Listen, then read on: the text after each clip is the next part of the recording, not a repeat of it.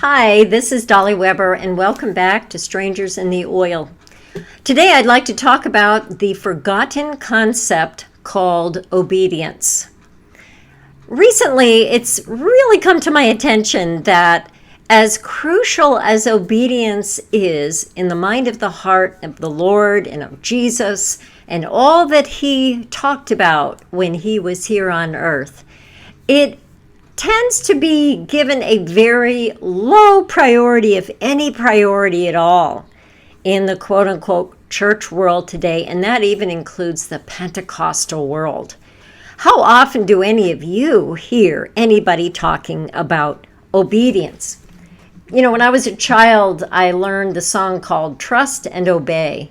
And the words of that song go, "When we walk with the Lord in the light of his word, what a glory he sheds on our way. While we do his good will, he abides with us still, and with all who will trust and obey. Trust and obey, for there's no other way to be happy in Jesus, but to trust and obey." Well, when I was a child, I learned obedience. No child in our family could not learn obedience. We had a very strict father figure, and he was loving at the same time. I've always applauded his methods of discipline for us as we were growing up, as we were young children. He was very clear in what the rules were. He also was merciful, I felt, in perceiving that which we did by accident versus those things that we did deliberately. But when it came time to address things that were done deliberately, he did administer punishment, though always wanting to make clear that he was doing so because he loved us, did we understand what we did wrong, and so forth. But in short, I learned obedience. And Jesus learned obedience, we're told. The writer of Hebrews in chapter 5, verse 8, refers to how Jesus learned obedience through what he suffered. And being made perfect, he became a source of eternal salvation to all who obey him.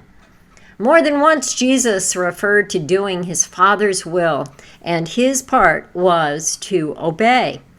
If we go to the 28th chapter of Deuteronomy, oh my goodness, the entire chapter is obedience and disobedience.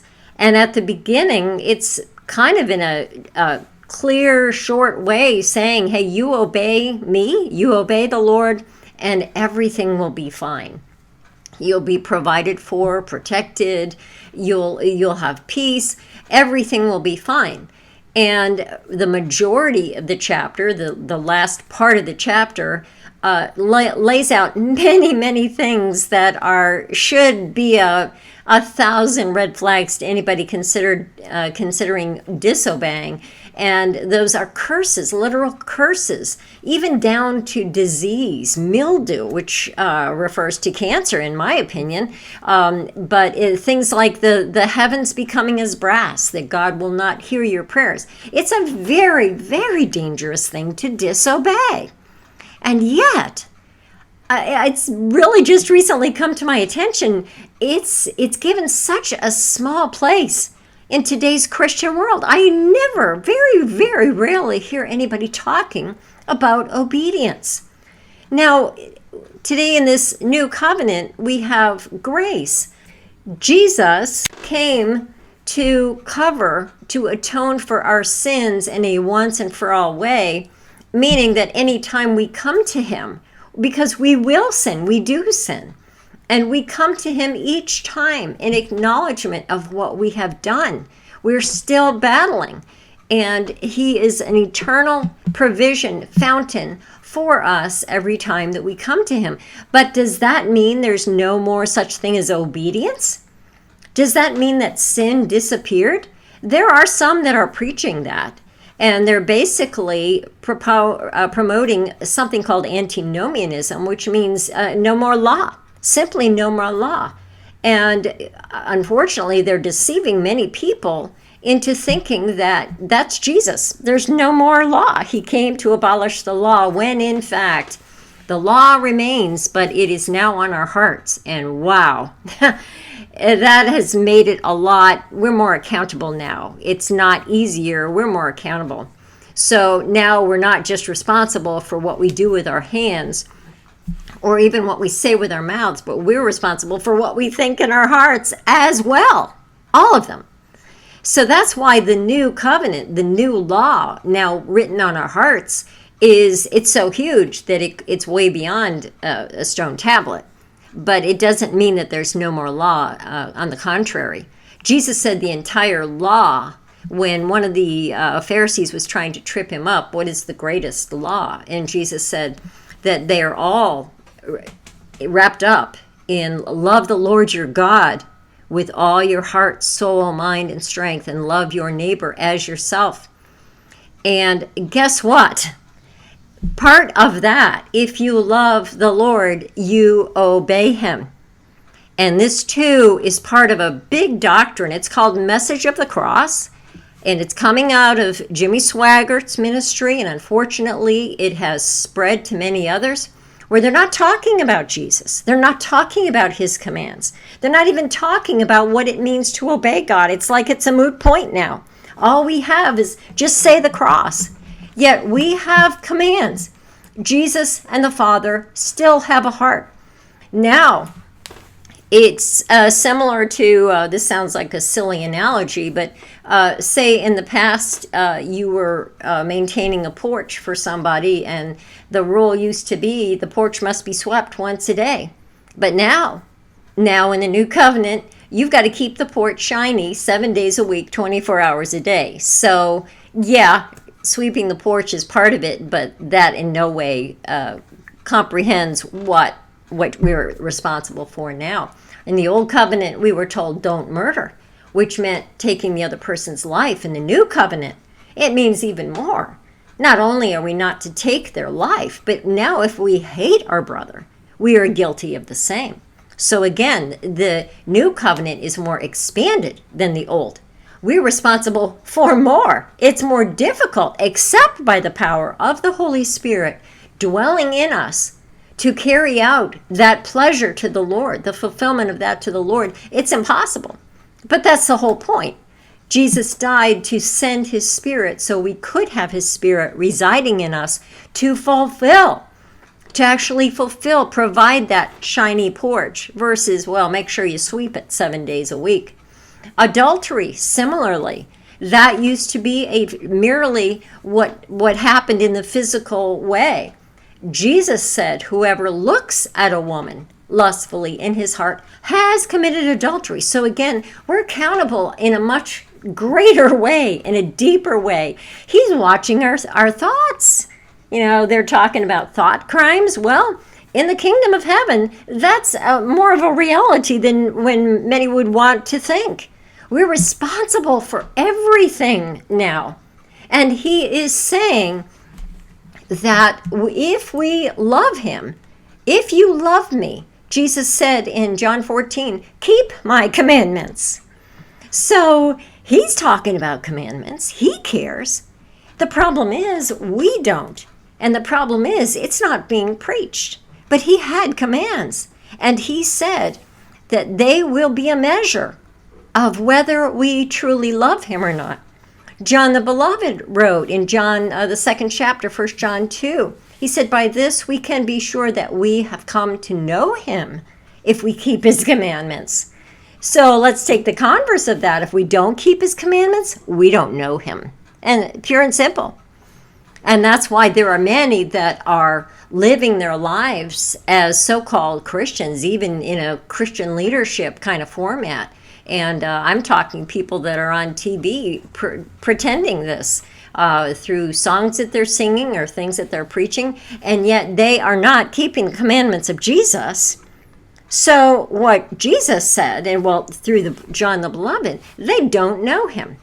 And again in the next 2 verses later, but if anyone keeps his word, the love of God has been truly perfected in him. By this we know that we are in him. So contrary to what popular lifestyle Christianity is promoting, there is a heavy importance that we have an obligation to obey what Jesus wants us to do, period. And if we ignore that and we put any ideas through the sieve of what's comfortable to us, of what everybody else is doing, of what we've just assumed was all right, that's not going to matter when the master returns. The Lord gave me another analogy, as a parent. If you send your child, say you've got a teenager and you've sent them inside the store, you're outside waiting in a car, and you say, okay, here's some money, I'd like you to buy such and such an item, or maybe 2 or 3 items. And your son or daughter comes out to the car and has bought 3 other items that they thought would be more satisfying or would be better. How would you feel? And they might have a smile on their face. They may seem like they're not trying to be defiant. They didn't do it out of rebellion. Does that change it? Does that mean you're going to be happy about it? Absolutely not. And yet in the society, we have such wishy-washiness that I will say that there is a push as a parent, because I fought it all the time, where, well, they meant well, I guess I can, that was kind of a good idea, I'll let it slide. And in effect, the children are not learning obedience. And it's coming under a guise of they meant well, or this is a good idea. If you were, say you went away, you and your husband, I'm speaking to the ladies, if you and your spouse went away for vacation and you have some grown kids that are, visiting in town or whatever, and you told them they could stay at your home, but you wanted everything to be done the way you do it. And you would like them to maintain the house. You want things to be cleaned at certain intervals. You only want certain kinds of food brought in the house, or for whatever reason. And you also have installed some security cameras so you can watch all the time what's going on. Well, a parent will be pleased if when they look in the security camera monitors wherever you are, and you can see that everything's being done as you required. They are obedient. They are carrying out your wishes.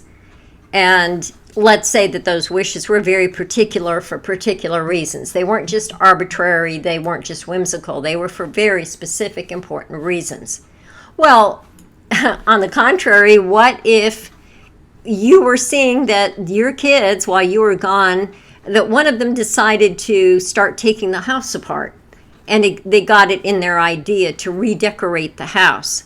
So while that son or daughter was busy doing that, another son or daughter comes in and says, what are you doing? And the first one says, well, I think it's time that we just give this house a facelift, give it a new look.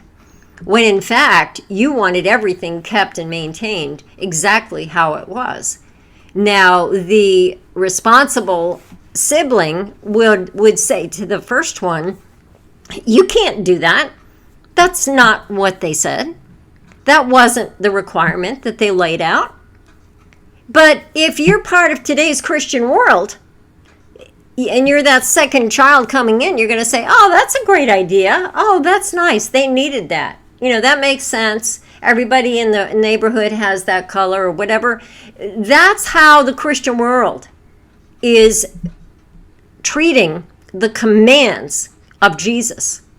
They don't really care. What I'm seeing is they really, really don't care. There are so few that care about whether they are obeying the Lord or not, whether they are within the realm of what pleases Him or not. There is such a dangerous, hell-bent attitude in the Christian world today that has said, we'll do this our way. Jesus bought me a get-out-of-jail-free card. I will use it wherever I need it, including at the judgment. But I'm going to do it the way I want. And I'm really not concerned about what Jesus said. And I think he was just allegorizing. I don't think he meant that. Oh, that was for way back then. No, I'm going to use the wisdom, the worldly wisdom that the Lord has given me. And I'm telling you, it is a very, very dangerous thing to do. And I'm giving this warning today. I want you to look at Matthew 24 sometime. And there Jesus talks about the servants, his servants, and the master likening himself to the master.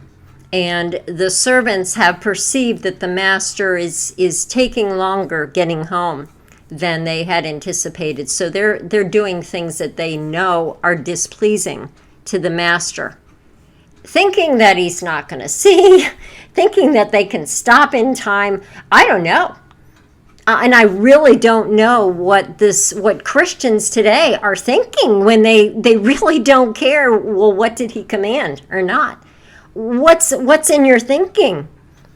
Because he said, Jesus in that very analogy warned that the master will come at an unexpected moment, finding those servants doing those things that are contrary to what the master told them to do.